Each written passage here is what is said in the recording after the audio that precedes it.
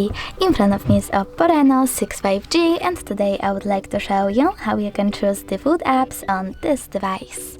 First of all, access Play Store and download your new default app. In my case, it will be browser. So I will go with OPPO. We need to wait for it to download in order to go into device settings.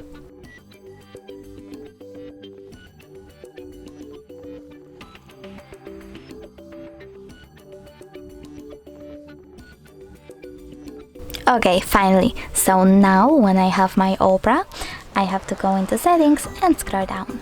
Then select app management and go into default apps. I want to change my browser apps. I have to tap on browser app option over here and select one of the browsers. I want to set up OPPO, so I have to click on it and simply go back. As you can see, my default app has changed. Thanks so much for watching. If you enjoyed this video, smash that like button, comment and definitely subscribe. Bye!